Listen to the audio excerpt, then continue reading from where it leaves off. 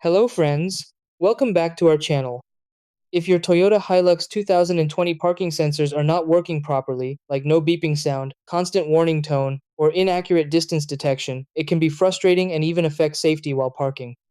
Many drivers assume there's a major fault, but in most cases, the issue is something simple like dirt on the sensors, wiring glitches, or temporary system errors.